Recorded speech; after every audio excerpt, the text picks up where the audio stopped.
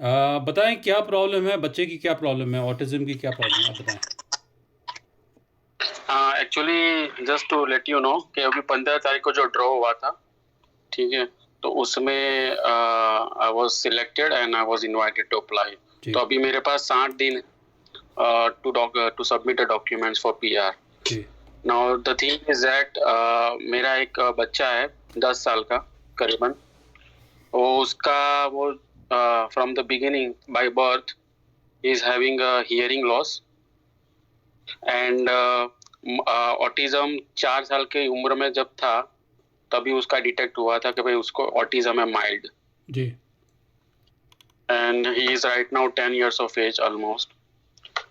और मैंने बहुत सारी वीडियोस भी देखी और इंटरनेट भी बहुत पढ़ा ये मेडिकल इन इन डिसेबिलिटी के बारे में। जी। So just as an expert के आप एज एन एक्सपर्ट हो ये फील्ड में, सो एग्जैक्टली आप आपसे जानना था कि what are the my PR possibilities and you know ठीक है, मैं आपसे कुछ सवाल पूछता ये हूँ। मेरे जो डाउट है एग्जैक्टली जो पीआर के रिलेटेड जस्ट वो मेरे को, क्या मेरा पीआर रिजेक्ट हो सकता है ऑन दिस बेसिस ओनली, और यू नो। आप ऐसा करें, अपने सवाल एक एक करके पूछे, एक पहले अपने सवाल पे हैं तो उसके बाद मैं जवाब देता हूँ हर एक सवाल का। बोले, पहला सवाल क्या है? पहला सवाल है कि क्या ऑटिज्म इनएडमिसेबल है कनाडा के पीआर में? बस यहीं पर रुक जाएं। तो हम्म, जैसे ऑटिज्म है ऐसी और भी बीमारियां बहुत सारी हैं, उनकी लिस्ट उनकी वेबसाइट पे दे रखी है, मैं जाना नहीं चाहता उस लिस्ट में। लेकिन हम ये देखते हैं, इमिग्रेशन जो वीज़ा ऑफिसर ये देखता है कि इसका खर्चा कितना है। तो ओके। वो वो ये चेक करेंगे कि ये बीमारी का कितने डिग्री तक एडवांस है। और इसका कनाडा में जहाँ पर भी आप जा रहे हैं वहाँ पर रहोगे तो वहाँ पर लोकल कनाडा में इसका महीने का खर्चा है, साल का खर्चा कितना आएगा, ये हमारा एक डिसीशन पॉइंट है। और ओके। इसका जो जो फिगर है, इसका फिगर वेबसाइट पे भी दे रखा है। इसका करीब करीब 25,000 है, 25,600 करीब करीब है इसका। तो अगर इतना खर्चा अगर आता है, दवाइयों का, डॉक्टर का विजिट का, ये सब उल्टा पुल्टा जो भी कुछ है, सोशल सर्विस का लगना है सारा इसका, अगर इतना इतना इससे खर्चा नीचे आता है साल का तो चलेगा, अगर नहीं है तो नहीं चलेगा। ठीक है। आंसर समझ सो गए आप? नो, ओके, आंसर मैं समझ गया। In so in response to the second question, ये पहला दूसरा क्वेश्चन था कि अगर हियर मेरा हियरिंग लॉस है राइट मेरे बच्चे का, अभी हियरिंग लॉस में ऑलरेडी उसने कॉक्लियर इम्प्लांट करवा दिया है, so there is no further cost on this. ठीक उसका है। कुछ मतलब अगर डिवाइसेस का जो मतलब उसकी बैटरीज जो है वो तो एकदम नॉमिनल चार्जेस रहते हैं, वो इंडिया से मैं मंगवाता हूँ, 15-20 हजार में मिल जाती है और वो 6 महीने तक चल जाती है। अच्छी बात है। ओके। और दूसरे मतलब अगर उसका ऑटिज्म माइल्ड है तो मतलब उसके लिए कोई दवाई अभी हम नहीं करवा रहे हैं, पर he is going to a special school here in Doha. तो वहाँ एग्जैक्टली 3,000 रुपए का खर्चा हो रहा है, which I am bearing it every month. 3,000 रियाल मतलब समझ लो कि कैनेडियन डॉलर्स 1,030 के 1,030 और 32 what ever it is monthly. जो भी उसका खर्चा है वो मैं बेयर कर रहा हूँ। ठीक है। तो मतलब ये 25,000 की अगर लिमिट की बात करें तो मतलब ये तो कुछ भी नहीं है। मतलब अगर मैं सालाना अगर गवर्नमेंट भी देती है मेरे को तो 25,600 मतलब 2,000 डॉलर के हिसाब से हो गया, राइट? सो बिल्कुल। We are half on this limit. हाँ, बिल्कुल सही कहा आपने। और इसमें इसमें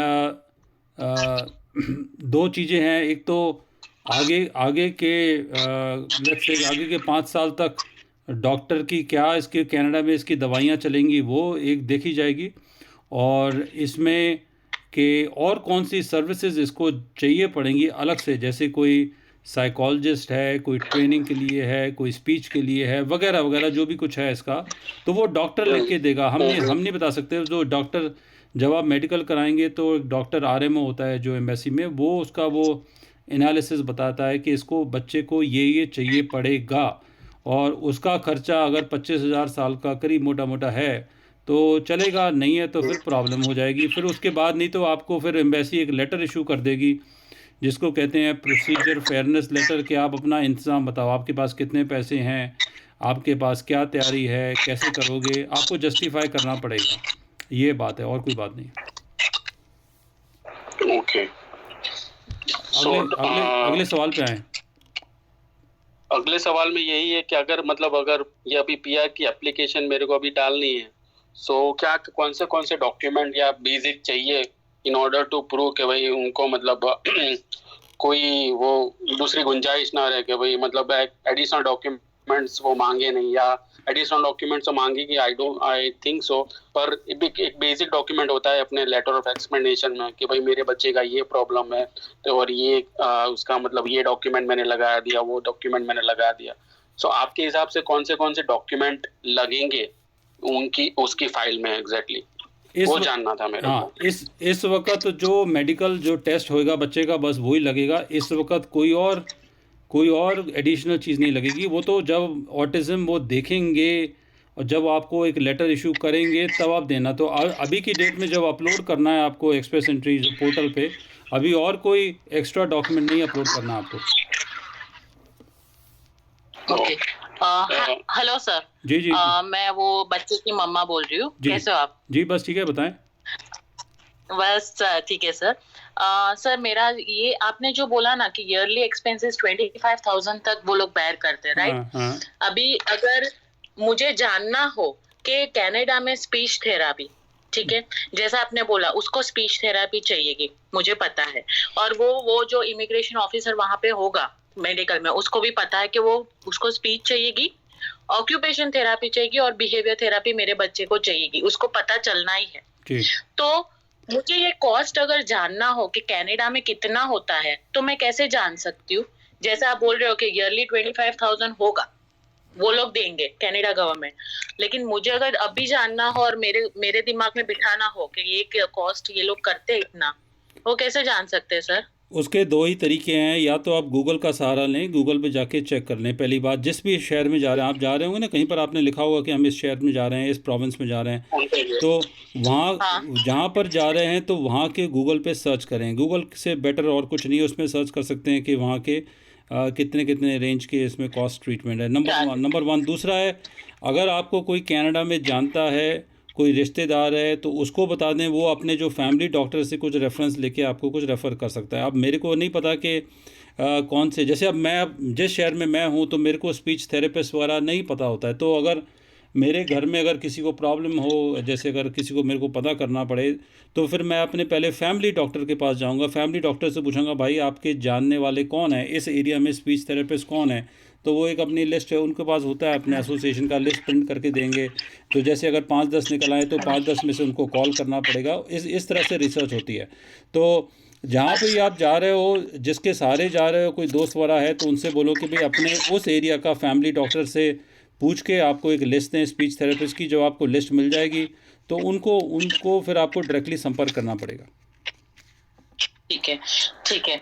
और सर दूसरा सवाल मेरा हाँ कि आपने जो बोला कि अभी कोई डॉक्यूमेंट मुझे मेडिकल ऑफिसर को सबमिट करने की जरूरत नहीं है, राइट? हाँ तो अगर मैं अभी जाऊंगी उसको लेके जब भी मेडिकल में, तो मुझे ये स्कूल में से लेटर कि मैं खर्चा बेयर कर रही हूँ अभी, या तो फिर ये कि उसका बिहेवियर शांत है, समझे, या तो ये कि ये यहाँ पे थेरापी लेता है और इतना उसमें इम्प्रूवमेंट है, वो कोई भी लेटर अभी सबमिट करना जरूरी, मतलब आपको नहीं लगता कि मुझे लेके जाना चाहिए? जी, उसकी उसकी वजह ये है कि अभी अभी अभी इतनी जल्दी जंप करने की ज़रूरत नहीं है। पहले आप अपनी तरफ से सोच रहे हो कि हमारे बच्चे को ये है वो नहीं है। जो कनाडा के जो डॉक्टर हैं, जो मेडिकल एग्जामिनेशन है, पहले उनको तो अपना एनालिसिस देखने दो।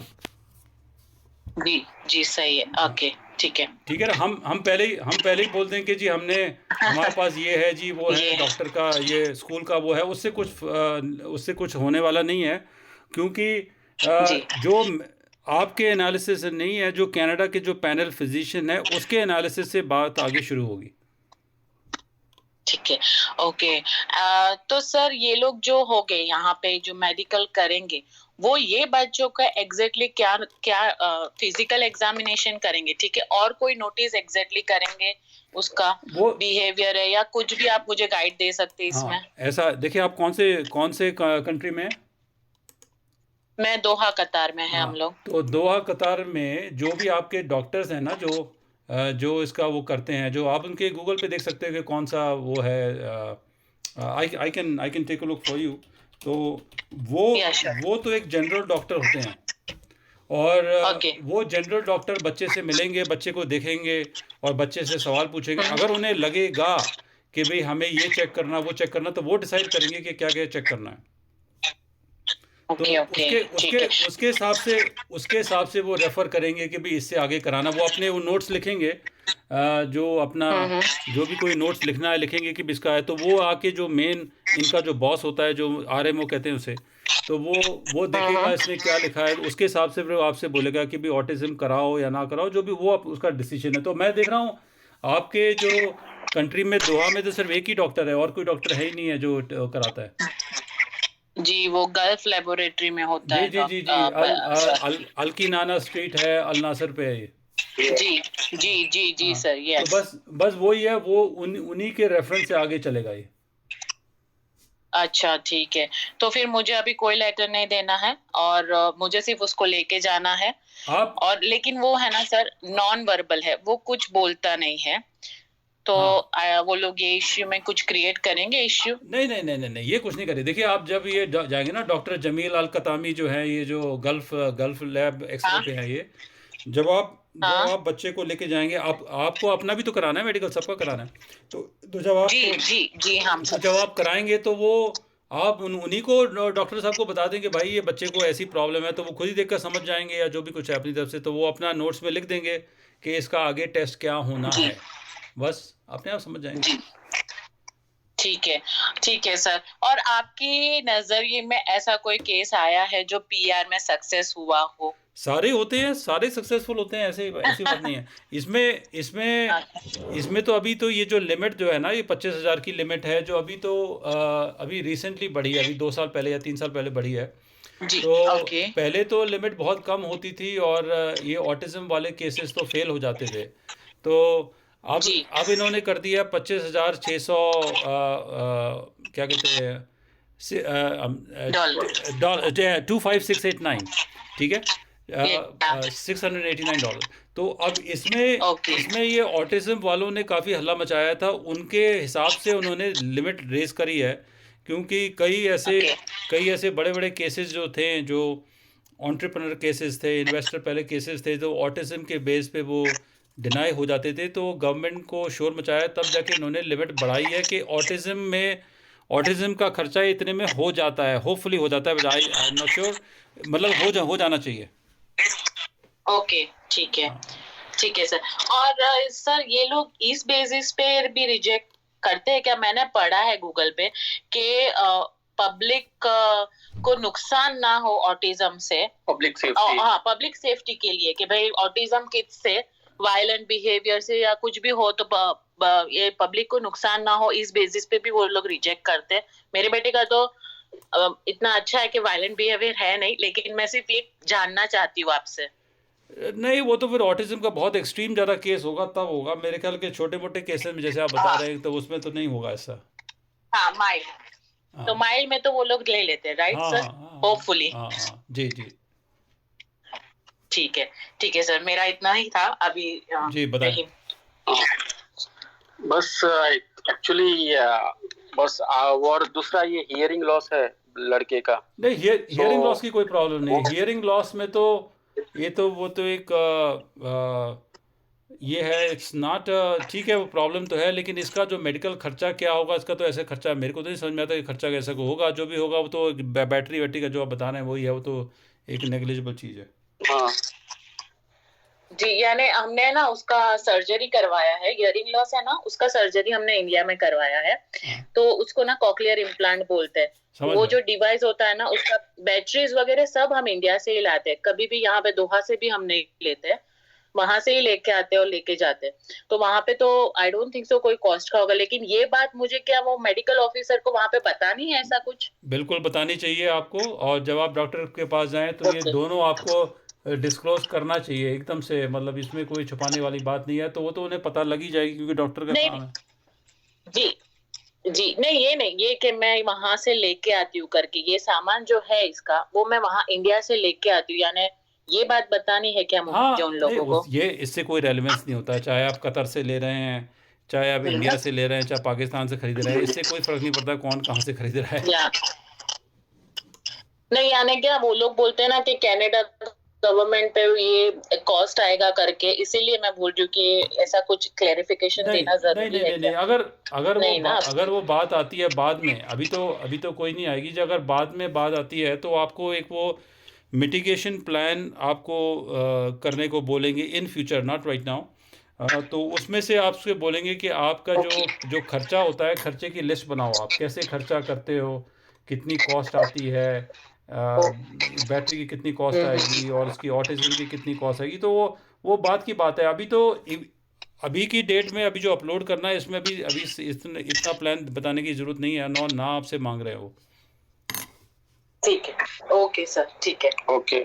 और ये जो लेटर ऑफ एक्सप्लेनेशन है उसमें मैं एक पैराग्राफ लिख सकता हूँ कि भाई एग्जैक्टली ये मेरा बच्चा है और he is having all sir mild उसमें ऑटिज्म एंड नहीं नहीं नहीं, ऐसे देखिए, आप ज़रूरत से ज़्यादा आप जंप कर रहे हैं आगे। अभी लेटर ऑफ एक्सप्लेनेशन में अभी मेडिकल का ये बताने का इसमें कोई गुंजाइश नहीं है, क्योंकि मेडिकल का जो काम है वो डॉक्टर का काम है, आपका काम नहीं है। ठीक है, तो डॉक्टर को Okay. अपना काम करने दो। डॉक्टर की जब रिजल्ट आएगी तो अपने आप वहाँ से लेटर आ जाएगा कि आपके बच्चे को इतना निकला नहीं निकला, जो भी अपने आप वो लेटर बता देंगे। तो और ये मतलब फिजिकल एग्जामिनेशन मतलब उसका एग्जैक्टली करेंगे क्या होता क्या है इसका, क्योंकि मैं पहली बार जा रहा हूँ, आई डोंट नो। तो ये फिजिकल एग्जामिनेशन बिकॉज मेरा एक छोटा लड़का भी है, 4 months ओल्ड, और एक 10 साल का है। तो मतलब दोनों में फिजिकल एग्जामिनेशन होगी या कुछ ब्लड वगैरह या कुछ वगैरह कुछ? सर वो देखिए, ऐसा है कि जो डॉक्टर का जो एक इसके लिए इमिग्रेशन के लिए टेस्ट कराते हैं ना, जो उसमें तो खून ब्लड, यूरिन और एक्सरे तो ये कराते ही कराते हैं। अब उसमें वो क्या क्या देखते हैं, तो अंदर से कोई लॉन्ग टर्म डिजीज़ का वो देखते हैं कुछ है कि नहीं है, बाकी कोई डिफॉर्मिटी इस तरह की कुछ चीज़ देखते हैं वो। और उन्हें तो ज़्यादा एक लॉन्ग टर्म उसकी डिजीज़ का ज़्यादा डिटेक्ट करना ज़्यादा ज़रूरी है। किसी को कैंसर तो नहीं है, किसी को ऐसा कुछ HIV पहले देखते थे, और इस तरह से एड्स वगैरह इस तरह का वो देखते थे। तो वो अब डॉक्टरों का काम है, डॉक्टरों का काम उन्हें करने दो। तो वो जैसा भी वो करेंगे अपनी रिपोर्ट बना के देंगे। जी, यानी ये बच्चे में भी सर लेंगे क्या, ब्लड और urine? I cannot pre decide कि वो बच्चे का लेंगे नहीं लेंगे, वो डॉक्टर डिसाइड करेगा। आई कैनॉट से कि वो मैं इस पे बारे में कुछ डेफिनेटली नहीं कह सकता कि वो इसका भी लेगा, पर मान के चलो एडल्ट का तो लेते ही लेते हैं। जी, अडल्ट का तो है, लेकिन मैं सोच बच्चे का शायद नहीं लेते हो ऐसा करके। आप ऐसा कर लेना ना। इसमें बड़ी प्रॉब्लम क्या है, आपके पास डॉक्टर का फ़ोन नंबर है और नाम भी है। जी आप जी आप जी आप एग्जामिनेशन करने से पहले उसके पास एक विजिट कर ही लो, जाके उससे मिल ही आओ एक बार, क्या प्रॉब्लम है। जी सर, विल ट्राई। हाँ ठीक है, सही है, ठीक है सर। और ये प्रोसेस होने में कितना, यानी PR के लिए मेडिकल सबमिट होने के बाद वो वहां से CMAU समथिंग में जाता है मेडिकल टीम में? वो एक कुछ पढ़ा था यहाँ। हाँ, तो वहां पे बोलते महीने भी हो जाते, साल भी हो जाते मेडिकल टीम से अप्रूवल के लिए, वो सही है क्या सर? मिनिमम 3-4 महीने तो लेके चलो इसको।